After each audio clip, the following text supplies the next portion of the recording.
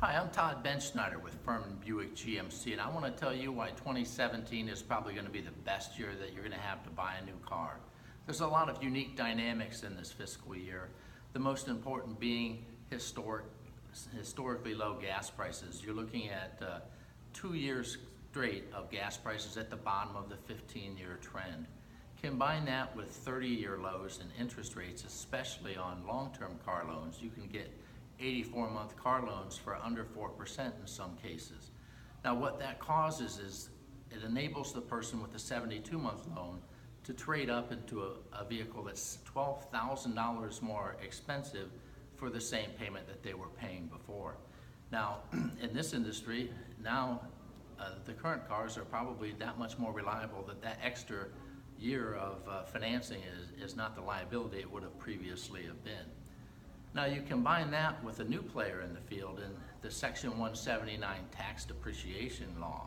This is a special tax loophole that's being taken advantage of by business owners that allows them to go buy a large SUV, say anything in the 6,000 pound and over GVW class, which for General Motors is probably 70% of the cars that we sell, which would be the Chevy Traverse, Buick Enclave, GMC Acadia, Yukon, Tahoe, Suburban, and Escalade. All of those vehicles qualify for single year or 3-year advanced depreciation. So theoretically, a business owner with a large tax liability can walk in December 15th and pick up 2 brand new GMC Yukon Denali's at $80,000, finance them, and then lower his tax liability for the year by $50,000 or $60,000. So it's a pretty strong influence in the market. All of these things combine to create a skyrocketing large SUV market.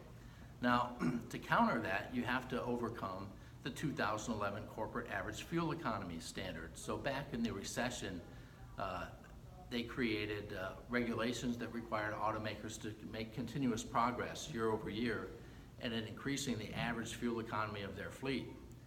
Well, obviously, when we're selling a disproportionate number of large SUVs, this becomes a huge problem. So the only way to overcome it is, of course, you do not subsidize the sale prices of your large SUVs, but you take those profits and you subsidize your fuel-efficient counterparts in the lineup. So let me give you an example. This is the GMC Yukon Denali.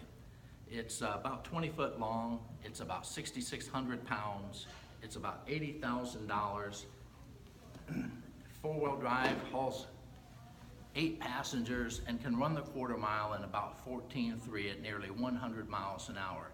So not only can it haul a lot of people go anywhere at once, but it can do that going faster than any Corvette that we made from 1973 to 1991. On the other end of the spectrum,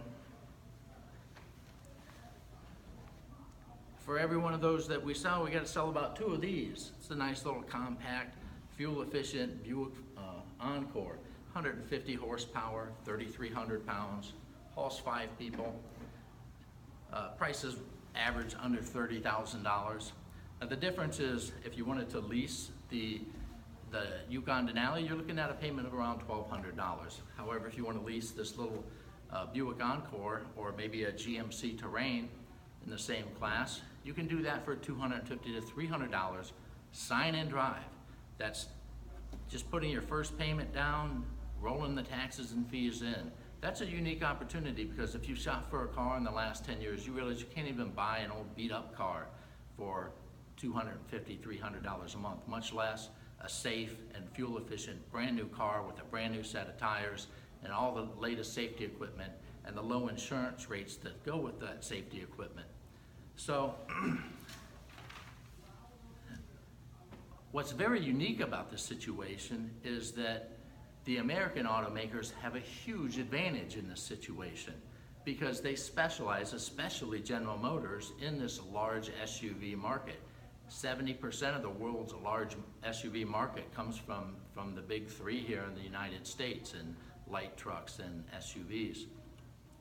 Now with the profits from all of those large SUVs, it can redistribute to support a huge volume of fuel-efficient cars to help meet the CAFE standards.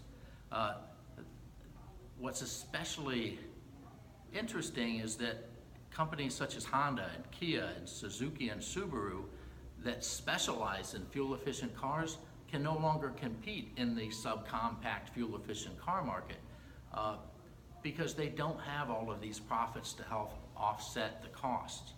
So what you're going to find is this year you're going to be able to walk into a General Motors showroom. You're going to ask the salesperson, hey, what's the best deal I can get on an SUV? And they're going to walk you over to an Encore or a Terrain or maybe a Buick Envision, and you're going to be blown away by how low that payment can be. So take advantage of it before the tax law changes, fuel prices go back up, interest rates go back up. 2017, maybe a little bit in 2018 is going to be the time that you're going to want to buy a new car. So good luck. I hope to see you out there.